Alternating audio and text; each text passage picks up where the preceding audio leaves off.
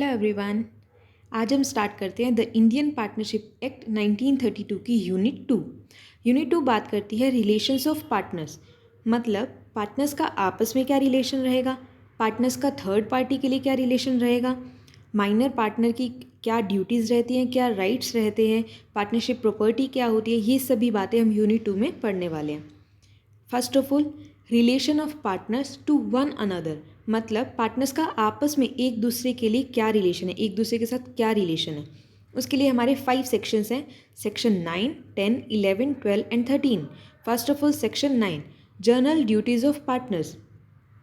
मतलब अगर कोई भी पर्सन किसी पार्टनरशिप फॉर्म में पार्टनर है तो उसकी कुछ ड्यूटीज़ रहती हैं जो उसे फॉलो करनी होती है, जर्नल ड्यूटीज़। ये 4 जनरल ड्यूटीज़ है जो हर पार्टनर को फॉलो करनी होंगी, पूरी करनी होगी। फर्स्ट ऑफ ऑल, आप जो भी बिज़नेस कर रहे हो वो बिज़नेस इस तरह से करो जिससे पूरी फर्म का बेनिफिट हो, मतलब जिससे कॉमन एडवांटेज मिले। किसी एक पार्टनर के बेनिफिट के लिए काम नहीं करना, सभी पार्टनर्स के बेनिफिट के लिए काम करना है, मतलब कॉमन एडवांटेज के लिए काम करना है। Second is to be just and faithful to each other. मतलब पार्टनर्स को आपस में एक दूसरे के लिए ट्रस्ट वर्दी रहना चाहिए, फेथफुल रहना चाहिए। Third is to render true accounts. मतलब आप बिजनेस करोगे, डे टू डे इतनी ट्रांजेक्शन्स करोगे तो उन ट्रांजेक्शन्स को रिकॉर्ड भी तो करना होगा ना। तो जो भी पार्टनर उन ट्रांजेक्शन्स को रिकॉर्ड करता है, मतलब जो भी पार्टनर अकाउंट्स मेंटेन करता है, तो उसकी ड्यूटी बनती है कि वो ट्रू अकाउंट्स मेंटेन करे। और जब सभी पार्टनर्स को वो इन अकाउंट्स प्रोवाइड करे तो वो ट्रू अकाउंट्स होने चाहिए, मतलब सभी पार्टनर्स को ट्रू अकाउंट्स प्रोवाइड करे।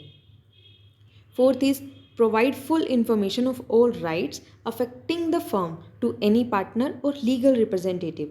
मतलब अगर किसी एक पार्टनर के पास कोई ऐसी इन्फॉर्मेशन है जिससे पूरी फर्म को अफेक्ट हो सकता है, तो उस पार्टनर की ड्यूटी बनती है कि ये इन्फॉर्मेशन सभी पार्टनर्स को बताई जाए। और इन केस अगर कोई डिसीज्ड पार्टनर है तो उसके लीगल रिप्रेजेंटेटिव को वो बात बताई जाए। Next is section 10।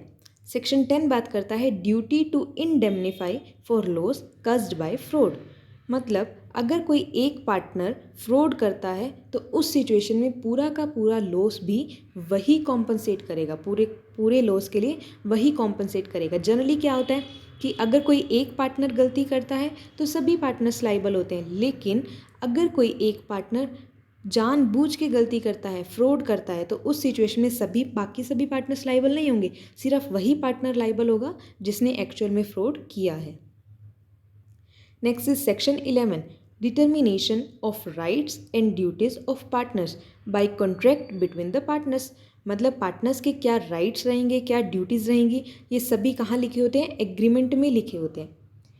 Generally mutual rights और ड्यूटीज़ हमारे एग्रीमेंट में लिखे जाते हैं, लेकिन अगर हमने कोई एग्रीमेंट में टर्म्स राइट्स एंड ड्यूटीज़ लिख दी तो क्या हम उन राइट्स और ड्यूटीज़ को चेंज नहीं कर सकते? तो आंसर इज़ नो, हम उन राइट्स और ड्यूटीज़ को भी चेंज कर सकते हैं, लेकिन जब सभी पार्टनर अपनी कंसेंट दे देंगे, मतलब जब सभी पार्टनर्स एग्री करेंगे कि हाँ हम इस एग्रीमेंट को चेंज करना चाहते हैं, इन राइट्स एंड ड्यूटीज़ को चेंज करना चाहते हैं, तभी वो चेंज हो पाएगा।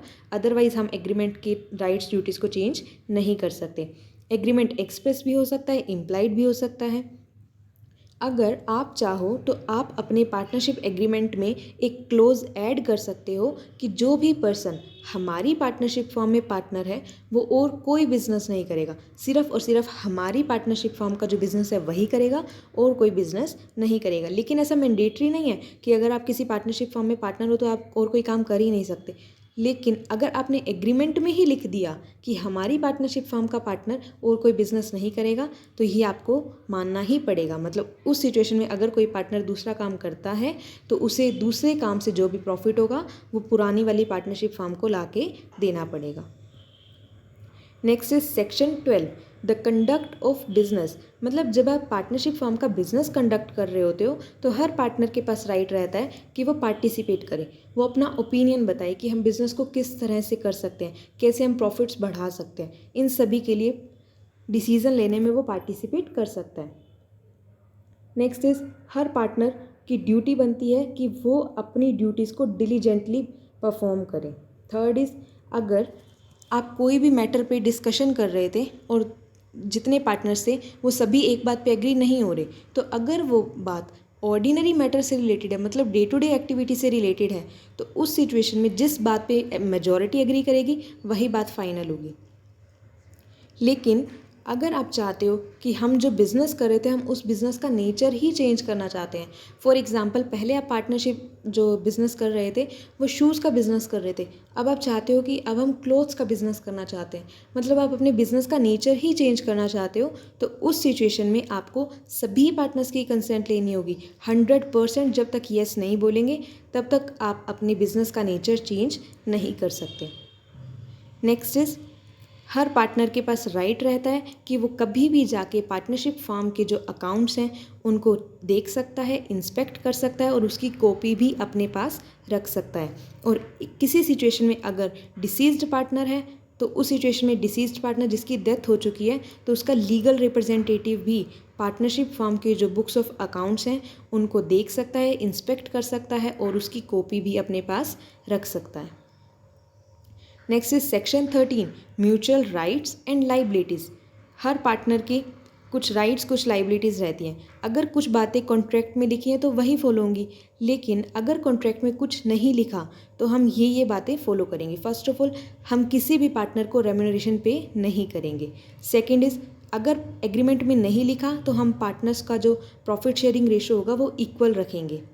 थर्ड इज़, अगर किसी पार्टनर को इंटरेस्ट ऑन कैपिटल मिलना है लेकिन एग्रीमेंट में ऐसा कुछ नहीं बताया तो उस सिचुएशन में इंटरेस्ट ऑन कैपिटल सिर्फ और सिर्फ प्रॉफिट्स में से ही दिया जाएगा। नेक्स्ट इज, अगर कोई पार्टनर पार्टनरशिप फर्म को लोन देता है तो interest on loan 6% per annum दिया जाएगा। नेक्स्ट, अगर कोई partner ordinary course of business में कुछ काम कर रहा था जिसकी वजह से थर्ड पार्टी को कुछ नुकसान हो गया, मतलब नॉर्मल बिजनेस एक्टिविटी कर रहा था, थर्ड पार्टी को नुकसान हो गया, तो उस सिचुएशन में सभी पार्टनर्स लायबल रहेंगे।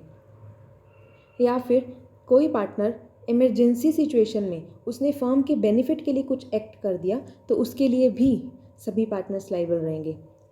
लेकिन अगर किसी पार्टनर ने नेग्लिजेंस की वजह से या फिर फ्रॉडुलेंट एक्ट्स की वजह से किसी थर्ड पार्टी को नुकसान पहुंचाया तो उस सिचुएशन में बाकी सभी पार्टनर्स लायबल नहीं रहेंगे, सिर्फ और सिर्फ वही पार्टनर कॉम्पनसेट करेगा जिसकी वजह से फ्रॉड हुआ है, जिसकी वजह से थर्ड पार्टी को नुकसान हुआ है।